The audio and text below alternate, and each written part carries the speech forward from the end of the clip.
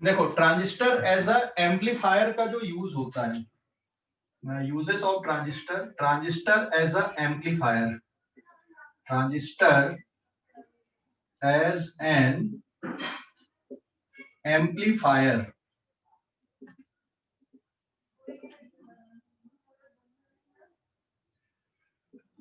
Transistor as an amplifier, ठीक है।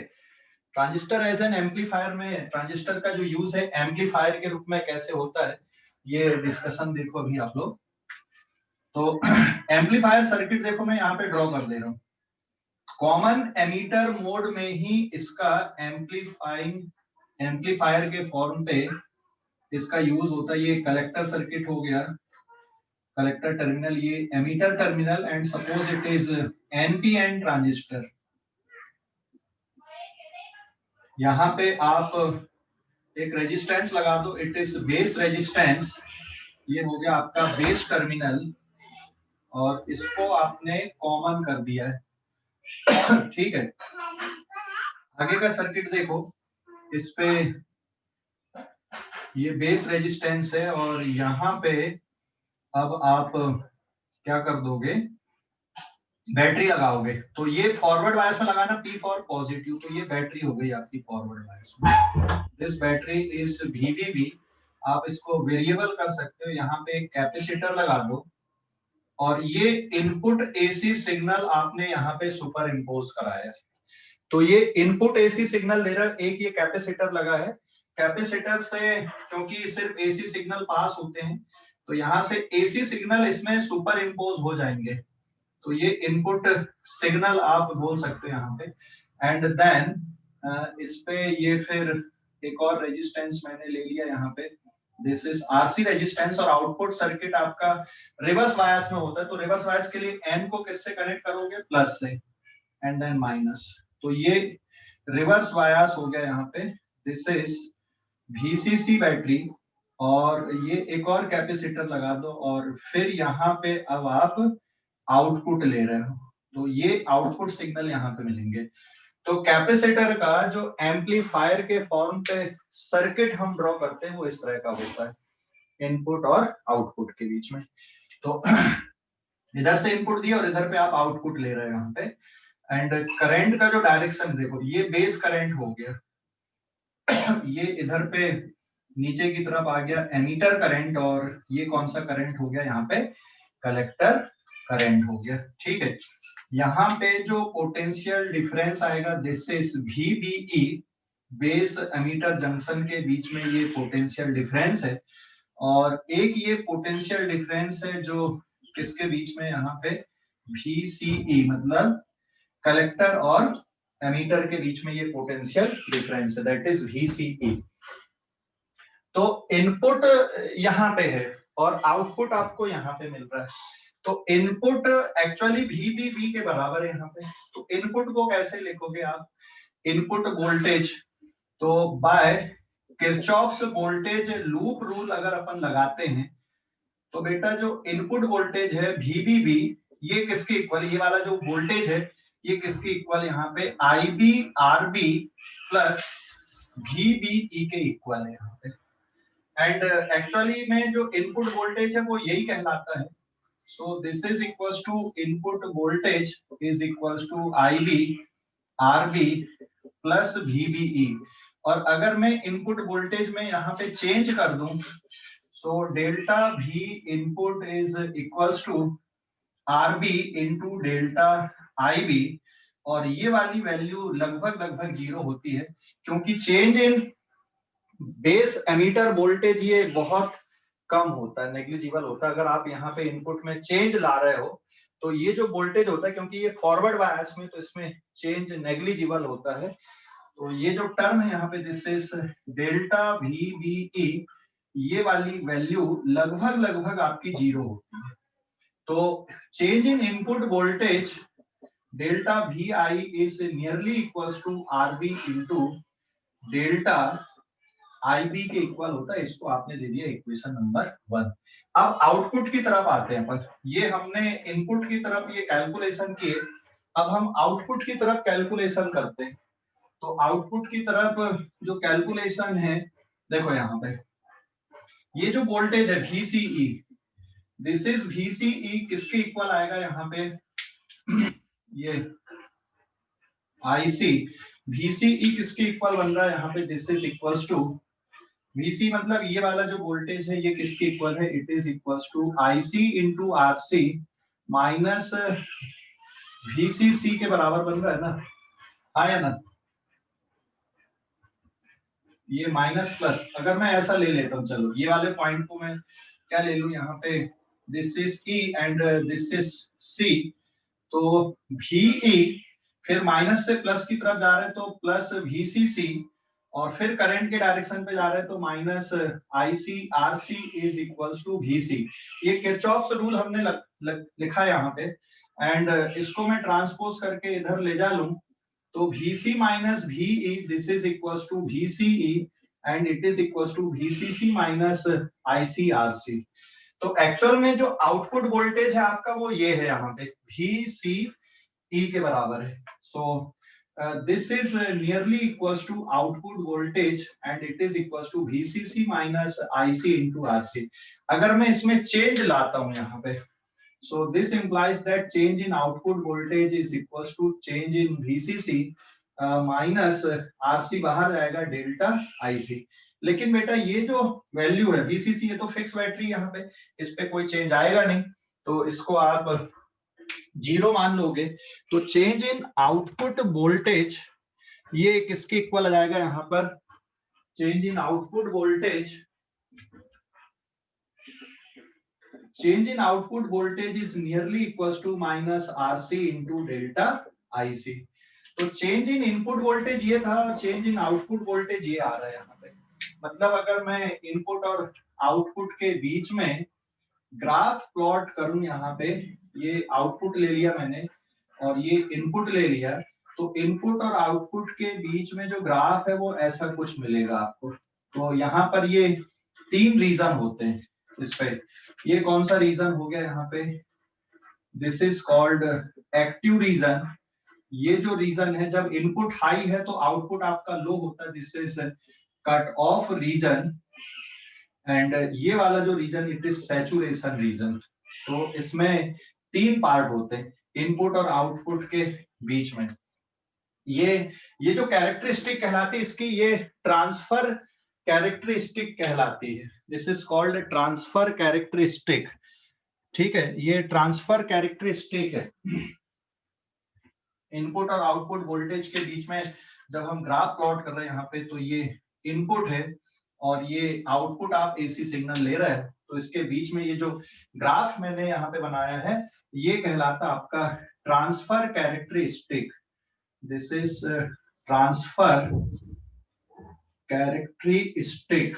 ये ट्रांसफर कैरेक्टरिस्टिक ग्राफ होता है इनपुट और आउटपुट के बीच में। तो एम्पलीफायर के रूप में ये कहां पे वर्क करता है, एज अ एम्पलीफायर, ये AR रीजन, AR मतलब एक्टिव रीजन में, एक्टिव रीजन में एज अ एम्पलीफायर के रूप में वर्क करता है। एंड स्विच के रूप में ये कहां पे वर्क करता है, इन COR एंड SR।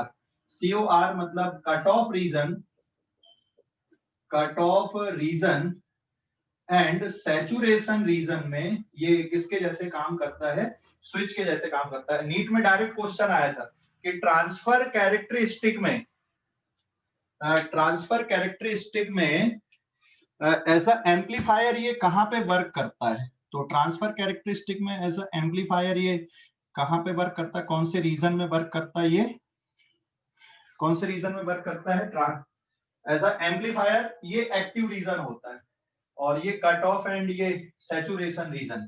ठीक है, तो as a amplifier active region में वर्क करता है और cut off and saturation region में ऐसा स्विच के जैसा ये काम करता है ट्रांजिस्टर। ठीक है, तो ये इनपुट में चेंज और ये आउटपुट में चेंज। अब हम यहाँ पे वोल्टेज गेन देखेंगे। हम इस पेज का स्क्रीनशॉट ले लो जल्दी से, इस पेज का स्क्रीनशॉट, स्क्रीनशॉट ले लो इस पेज का, ले लिए, ये मिटा दूं क्या, स्क्रीनशॉट ले लिए इस पेज का। Yes sir. तो अब हमारे लिए जो काम के टर्म हैं वो ये हैं, ये सब मैं मिटा देता हूँ। इनपुट के लिए क्या क्या आ गया आपके पास में, delta V input is equals to RB into delta IB, and V output voltage किसके बराबर है आपके पास में, it is VCC minus ICRC, and delta V output किसके बराबर, it is RC into delta IC के बराबर विथ नेगेटिव साइन। ठीक है, और ये है इसकी ट्रांसफर कैरेक्टरिस्टिक। अभी देखो, हाँ ये जो ग्राफ क्यों बन रहा है sir, now this is page number 2, और इफ बेस करंट को मैं अगर जीरो कर दूं, तो बेस करंट अगर जीरो है तो उसके कारण कलेक्टर करंट भी कितना होता है, जीरो होता है। कलेक्टर करंट अगर जीरो होगा तो V आउटपुट किसके बराबर आएगा, VCC के बराबर आएगा। तो बेस करंट जीरो मतलब लो इनपुट, तो लो इनपुट अगर रहेगा, इनपुट वोल्टेज आपका अगर लो है, ठीक है, इनपुट वोल्टेज अगर लो है तो आउटपुट वोल्टेज कैसा मिलता है आपको, बहुत हाई मिलता है। देखिए ये इनपुट आपका बहुत छोटा है, तो उस कंडीशन में आउटपुट आपको ज्यादा मिल रहा है, और जब IB की वैल्यू ज्यादा आएगी, when IB is not equal to zero, high आप लोगे तो जो आउटपुट मिलेगा ये VCC minus IC into RC, तो ये वाले इसमें से आप इसको सेपरेट करोगे तो ओवरऑल जो आंसर इसका कम आ जाएगा। तो जब आपका इनपुट ज्यादा रहेगा तो आउटपुट उस टाइम पे कैसा हो जाएगा, कम हो जाएगा। तो ये ग्राफ का मतलब है यहाँ पे, ठीक है। जब मैं स्विच एक्शन बताऊंगा ना तो और एक्सप्लेन कर दूंगा ग्राफ को, स्विचिंग एक्शन पे एक बार और आ जाएगा, स्विचिंग एक्शन पे। तो अब यहाँ पे हम देखते हैं सबसे पहले करंट गेन, करंट गेन मतलब बीटा, ठीक है। तो बीटा इज इक्वल्स टू होता है change in output current divided by change in input current. तो आउटपुट करंट कौन सा बेटा आपका, delta IC upon delta IB, ये होता करंट गेन, ठीक है। करंट गेन के बाद वोल्टेज गेन, वोल्टेज गेन इसको मैं डिनोट कर रहा हूं AB से, and voltage gain is equals to होता है change in output voltage upon change in input voltage. तो चेंज इन आउटपुट वोल्टेज है minus RC delta IC divided by RB into delta IB। तो delta IC upon delta IB ये किसके बराबर है, RC upon RB into beta. तो voltage gain किसके equal हो गया, करंट गेन इनटू ये टर्म आपने लिख दिया, एंड सम टाइम इसको ऐसा भी लिख देते, it is output resistance divided by input resistance into beta के फॉर्म में भी इसको लिख दिया जाता है। तो ये हो गया आपका वोल्टेज गेन। माइनस साइन क्या शो करता है, माइनस साइन ये शो करता है कि इनपुट और आउटपुट में जो सिग्नल आपको मिलते हैं ये इनपुट सिग्नल हो गए, और मान लो ये आउटपुट सिग्नल आ गए, तो यहाँ पे जो फेस डिफरेंस क्रिएट होता है वो कितने का होता है, पाई का। तो ये माइनस साइन ये फेस को बताता है कि इनपुट और आउटपुट में जो फेस डिफरेंस क्रिएट होता है यहाँ पे, ये कितने का फेस डिफरेंस क्रिएट हो जाता है इनपुट और आउटपुट के बीच में। ये इनपुट है तो इनपुट और आउटपुट के बीच में कितने का फेस डिफरेंस क्रिएट होता है यहाँ पे, delta phi is equals to pi का फेस डिफरेंस होता है, ये नेगेटिव साइन शो करता है। तो कॉमन एमीटर मोड में जब आप एम्पलीफायर के जैसे इसका यूज करते हो तो इनपुट सिग्नल और आउटपुट सिग्नल में 180 डिग्री का फेस डिफरेंस होता है। So this is the voltage gain and power gain, power gain it is denoted by AP। तो power gain is equals to change in output voltage into change in output current divided by change in input voltage into change in input current, ठीक है। मतलब ये output power divided by input power मैंने लिखा, तो इसको जब solve करोगे आप तो ये आ जाएगा RC divided by RB into beta square. तो ये पावर गेन है। तो अब एक बात देखो, एम्पलीफायर में सिग्नल एम्पलीफाई होके क्यों मिल रहा है, ये कहां से मिल रहा है, इनको पावर कहां से आ रहा है। तो ये जो बैटरी आपने लगाया हो ना, इनपुट और आउटपुट में VCC और VB, ये बैटरी बेटा यहाँ पे पावर सप्लाई करती है। इसके कारण ये सिग्नल एम्पलीफाई होके आते हैं। ऐसा नहीं है कि यहाँ पे खुद ब खुद ये सिग्नल एम्पलीफाई हो रहा है। तो ये एनर्जी कहाँ से ले रहे हैं? ये बायसिंग बैटरी से एनर्जी लेते हैं और फिर सिग्नल एम्पलीफाई होते हैं। तो कॉमन एमीटर मोड में करंट गेन का ये फार्मूला हो गया, वोल्टेज गेन का ये हो गया एंड पावर गेन का ये फार्मूला होता है। ठीक है, स्क्रीनशॉट ले लो अब इस पेज का, स्क्रीनशॉट ले लो, ले लिए? एंड देन ये पेज 1 मिनट, ये पेज नंबर 3 था, दोबारा लेना, ये पेज नंबर 3 है, दिस इज पेज नंबर 3, दोबारा लेना स्क्रीनशॉट। ले लिए? ले लिए क्या? Yes sir. एंड देन अब इस पे ऐसा एम्पलीफायर के बाद में अब अपन देखते हैं इसमें स्विच के फॉर्म पे इसका यूज कैसे होता है। स्विच के फॉर्म पे इसका यूज,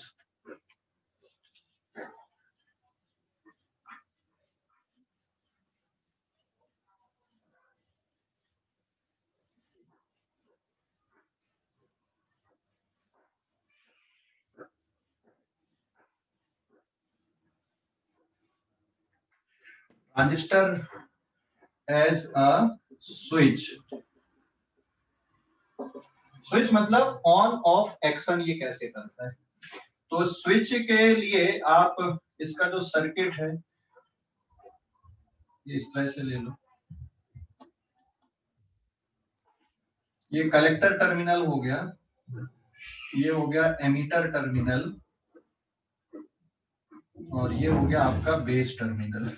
ठीक है, यहाँ पे ये बेस रेजिस्टेंस, और यहाँ पे ये सपोज NPN ट्रांजिस्टर है। ठीक है, एंड इस NPN ट्रांजिस्टर में यहाँ पे अब आप सप्लाई दे रहे हो, ये स्विच मैंने लिया यहाँ पे। ठीक है, फिर बैटरी लगा दो यहाँ पे, दिस बैटरी इज VBB, मान लो ये यहाँ पे आपने इसको ग्राउंड कर दिया है। ठीक है, अब ये बैटरी आप यहाँ पे लगा दे रहे हो, this is RC, this is VCC, and ये आउटपुट आप कहाँ पे ले रहे हो और इनपुट कहाँ पे ले रहे हो। तो ये इधर पे आपने ग्राउंड कर दिया,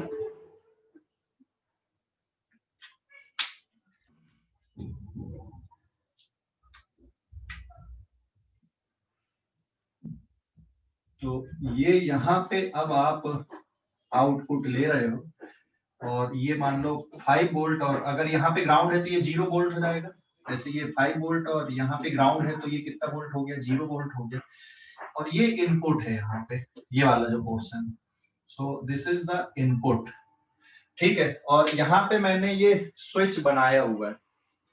तो ऐसा स्विचिंग एक्शन अगर अपन देखें तो इनपुट की जो वैल्यू आएगी, V input is equals to किसके बराबर होता है?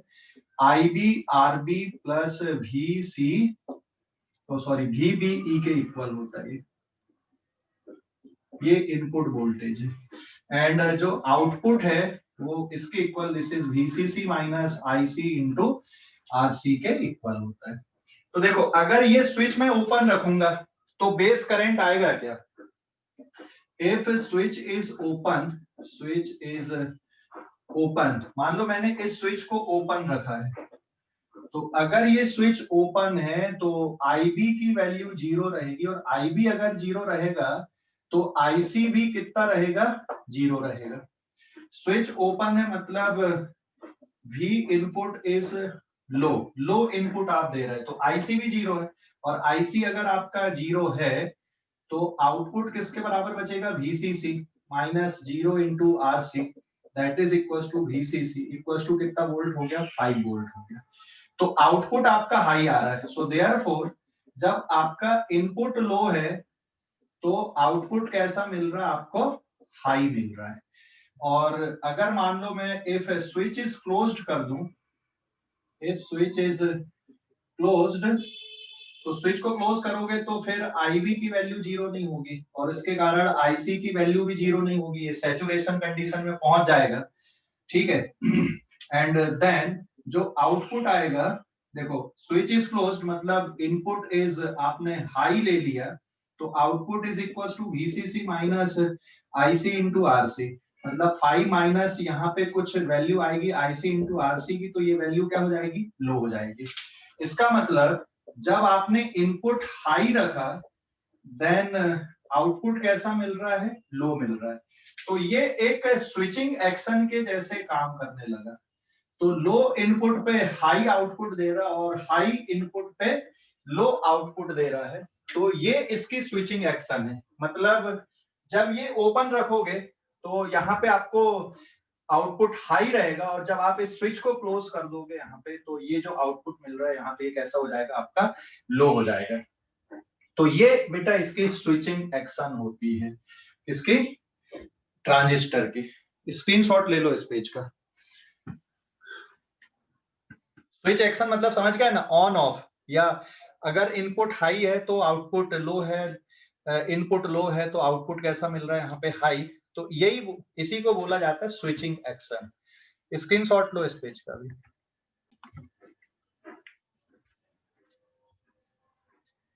यहाँ पे एक क्वेश्चन ये लिया मैंने, if alpha is equals to 0.01 then find beta. Alpha की वैल्यू सपोज 0.9 लिया मैंने, हाँ, 0.8 अगर अपन लेते देन फाइंड बीटा। अल्फा मतलब समझ गए, करंट गेन है, कौन से मोड में करंट गेन है, अल्फा इज करंट गेन कौन से मोड में, इन कॉमन बेस मोड। और ये बीटा क्या है यहाँ पे, it is current gain in common emitter mode, ठीक है। कैसे निकालोगे relation, since I E is equal to क्या होता है बेटा, आई बी प्लस आई सी, तो इसको मैं डिवाइड कर दूं, I E upon I C is equal to I B upon I C plus 1, ये वाला टर्म होता 1 बाई अल्फा, ये है 1 बाई बीटा प्लस 1। अब इसको सॉल्व कर दोगे आप, तो यहाँ पे 1 upon it is 0.8 is equal to 1 by beta plus 1, this implies that 1 upon beta is equal to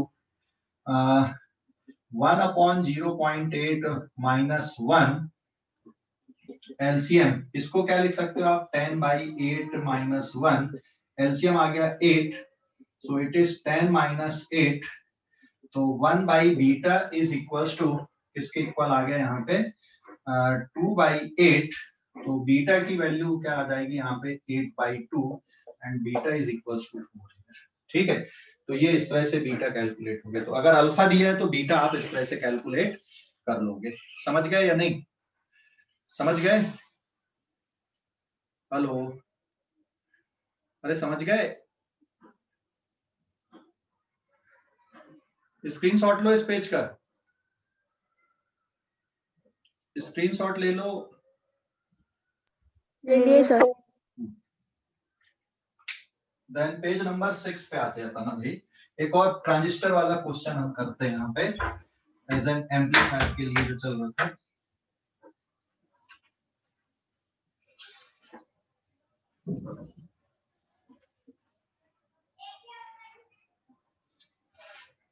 Now this is page number 6 अभी, हाँ, पेज नंबर 6 में एक और क्वेश्चन हम ले रहे हैं यहाँ पे एज ए एम्पलीफायर के लिए।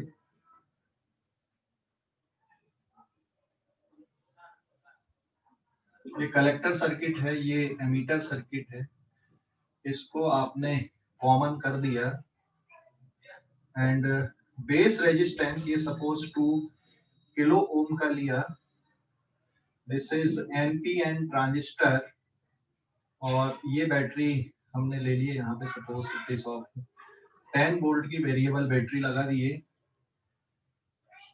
एंड दिस इज आरसी, ये सपोज 10 किलो ओम का है, और ये बैटरी हमने लगा दिया यहाँ पे, this is VCC, it is of 20 volt की हमने एक वेरिएबल बैटरी लगा दी है यहाँ पे।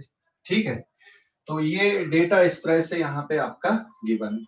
अब जो आउटपुट कैरेक्टरिस्टिक कर्व है इसकी, तो आउटपुट कैरेक्टरिस्टिक कर्व बेटा इस तरह से बनी हुई यहाँ पे।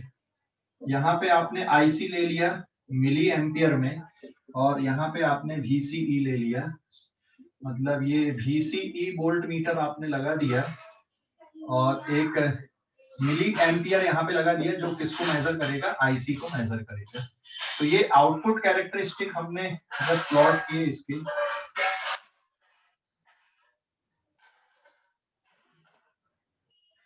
तो ये इस तरह से आई, ये 0, ये IB equals to 10 micro ampere पे, ये IB equals to 20 micro ampere पे, और ये IB equals to 0 micro ampere पे। ठीक है, एंड ये वैल्यू सपोज यहाँ पे 5 है, और ये वैल्यू कितनी यहाँ पे 10 है, and it is 15 and then 20 and sorry it is 10 and then 12 and then 14।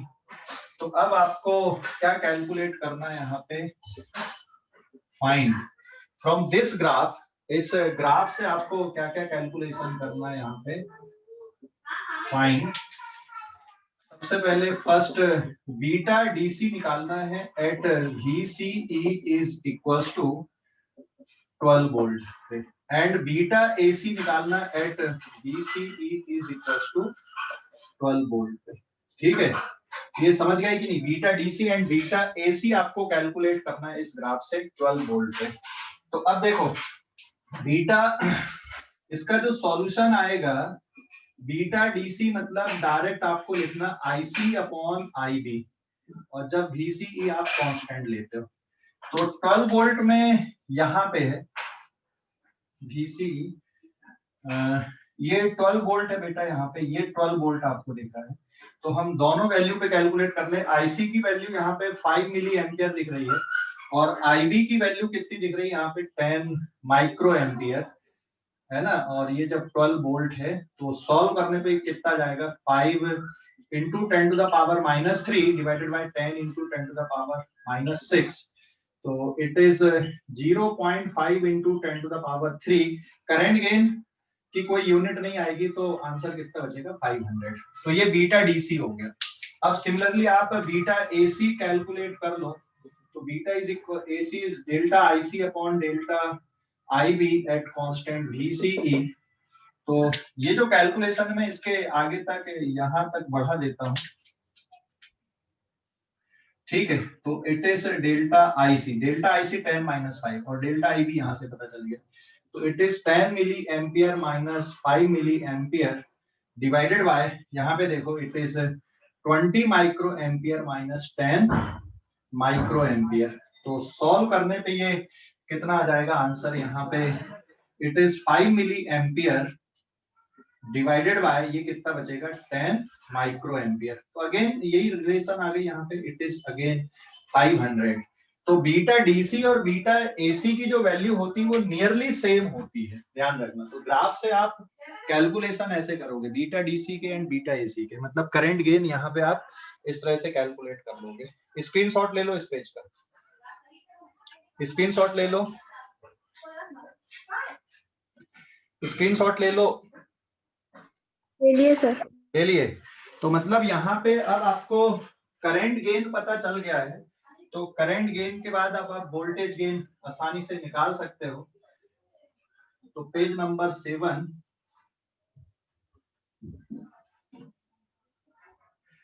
Page number 7, यहाँ पे बीटा की वैल्यू कितनी आ गई, यहाँ पे 5 आ गई है ना, इफ। तो सेकंड अब आपको क्या निकालना है, यहाँ पे फाइंड एवी मतलब वोल्टेज गेन,